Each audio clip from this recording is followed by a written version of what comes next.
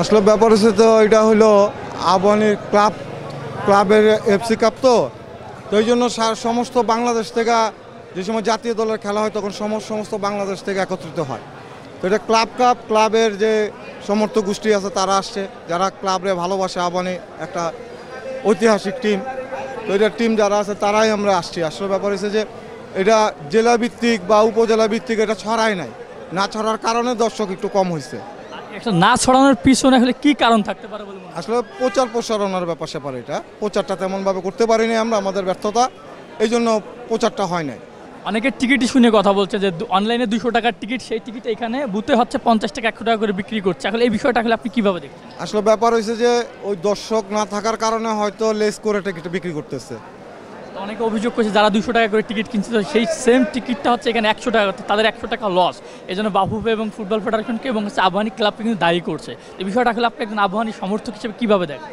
আসলে ব্যাপার হয়েছে যে আপনার এটা ওইভাবে গণজোয়ার না হওয়ার কারণে এই টিকিটগুলো রয়ে গেছে। মানে আপনার ওই প্যাসেঞ্জার আপনার যারা খেলা দেখতে আসবে তাদের সাপোর্টার দর্শকদের টিকিটটা দিতে পারে নাই, এই কারণে রয়ে গেছে। এগুলো এখন কম দামে সেল করতেছে। আবাহনী ক্লাব থেকে কি কোনো উদ্যোগ নেওয়া হয়েছে কিনা দর্শক আনার জন্য? যেহেতু আপনার ঘুরে যান ওদিকে তো হ্যাঁ, আবাহনী ক্লাব থেকে তো ভালো প্রচার প্রসারণা হয়েছে, যেমন ফেসবুকে প্রচার প্রচারণা হয়েছে, বা আমরা যাদের সাথে যাদের কালেকশন আছে তাদেরকে ফোন দিয়ে অ্যালার্ট করা হয়েছে। তারাও বিভিন্ন জায়গায় অ্যালার্ট করে দিছে যে অমুক তারিখ 12 তারিখ খেলা। হ্যাঁ, তো দর্শক এভাবে হয় না, এই জন্য আসলে আমরা আন্তরিকভাবে দুঃখিত। আসলে যে এত প্রচার প্রচারণা করার পরও যে দর্শক মাঠে আসছে না বা আসে নাই, এই বিষয়টা আপনি আসলে কিভাবে দেখেন একজন ফুটবল সমর্থক হিসেবে? আসলে যে প্রচার প্রসারণা হয়েছে ঠিকই, কিন্তু অনেকে আসে না। আন্তর্জাতিক খেলা হইলে বাংলাদেশের খেলা হইলে তখন হয়তো সারা বাংলাদেশ একত্রিত হয়ে যেত। যেমন এইখান দিয়ে ঢাকা ইউনিভার্সিটির যারা আছে তারা চলে আসে, বিভিন্ন ইউনিভার্সিটির লোকজন ছেলেপেলেরা আছে, বিভিন্ন কলেজের ছেলেপেলেরা চলে আসে খেলা দেখার জন্য, মাঠে থাকে তখন 6 লাখ। তখন দেখা যায় টিকিট আর পাওয়া যায় না। তাহলে কি এটা বলাই যেতে পারে যে ফুটবল থেকে মানুষ মুখ উঠিয়ে নিয়েছে নাকি? কারণ লাস্ট ম্যাচ সিঙ্গাপুরের ম্যাচে কিন্তু হাজার হাজার দর্শক সমর্থকরা কিন্তু গেট ভেঙেছে, টিকিট পায় নাই, খেলা দেখতে পারে নাই সেই জন্য। কিন্তু আজকের ম্যাচে একদমই চিত্রটা কিন্তু উল্টা। আসলে ঘটনা হয়েছে যে ওই ক্লাব কাপ তো এই জন্য এই অবস্থা হয়েছে। এটা তো আন্তর্জাতিক বাংলাদেশের ম্যাচ ছিল, এই জন্য এত দর্শক ছিল।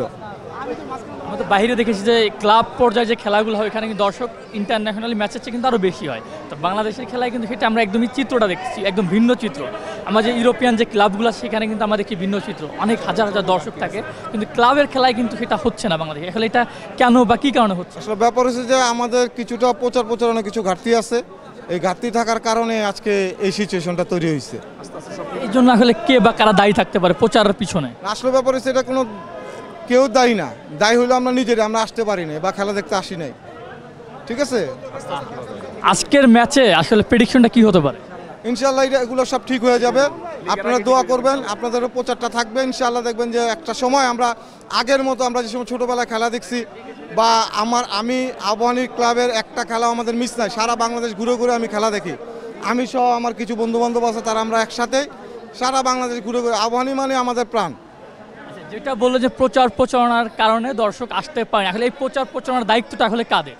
আসলে ব্যাপার হচ্ছে সাপোর্টারদের দায়িত্ব, ক্লাব কর্তৃপক্ষ অত দায়িত্ব না। তারা তো বলেই দেয়, আমরা তো প্রচার প্রচারণা পাই, কিন্তু আমরা আসলে ঠিক মতো মানুষের কাছে দুয়ারে পৌঁছাইতে পারিনি এখনো। আগে যেরকম শুনছে যে খেলা আবাহনী মডার্ন খেলা বা আবাহনীর খেলা বিভিন্ন সারা বাংলাদেশ থেকে মানুষ আনাচে কানাচ থেকে এসে স্টেডিয়াম ভরে থাকতো, খেলা থাকতো 4টায়, স্টেডিয়ামে ঢুকে যেত 12টায়, সারা স্টেডিয়াম ভরা, তিল ফালানোর ঠাই ছিল না তখন। আজকের ম্যাচে কার পায়ের জাদুতে আপনি আজকের চমক দেখতে চাচ্ছেন? আচ্ছা, আশা করি আমাদের আবাহনী বাংলাদেশের যে কালেকশনটা আছে, বাংলাদেশি প্লেয়ার যে আমাদের লোকাল যে কালেকশনগুলো আছে, আলহামদুলিল্লাহ খুব ভালো কালেকশন আছে। হ্যাঁ, আমরা চাচ্ছি এখন যে হ্যাঁ অবশ্যই আমরা তো প্রতিটা প্লেয়ারের থেকে আমরা ভালো খেলার আশা করি। গত মৌসুমে যে আমরা দেখেছি হৃদয় এবং শাহরিয়ার ইমন যে নাই, তার কোনো ইফেক্ট, বড় কোনো ধরনের ইফেক্ট পড়বে? আশা করি ইফেক্টটা পড়বে না। ওই মাঝমাঠে যে ঘাটতিটা ছিল হৃদয় নিয়ে, সেখানে কাজিম শাহ আসছে, আর যেখানে ইমনের জায়গায় আসছে মানে মুরসালিন না, ওইখানে আসছে হলো আপনি ইসা ফয়সাল। মুরসালিন কতটুকু ভূমিকা রাখতে পারবে বলে মনে করেন আজকের ম্যাচ? আশা করি বলও পাইলে ওই কাজে লাগাই দিবে। আর হচ্ছে নাম্বার ক্যাপ্টেন যে দিয়াবাতকে নিয়ে কি বলবেন? আসলে দিয়াবাতের নিয়ে বলার কিছু নাই। দিয়াবাতে আপনারা জানেন বিগত 6 বছর পরীক্ষিত প্লেয়ার, আবাহনী মোহামেডানের প্রাণ ব্রহ্ম ছিল, ওর দ্বারা মোহামেডান ইস্টাবলিশড হয়েছে, একটা কাপ অর্জন করছে, তো ওরে দিয়ে তো আমরা অনেক কিছু আশা করতেই পারি। সর্বশেষ আজকের ম্যাচের প্রেডিকশন কি হতে পারে? দোয়া করবেন যাতে আমরা উইন করতে পারি। আবাহনী টিম গঠন করে উইন করার জন্যই, জয়ের জন্যই সবসময় আবাহনীটাই এই থাকে তাদের।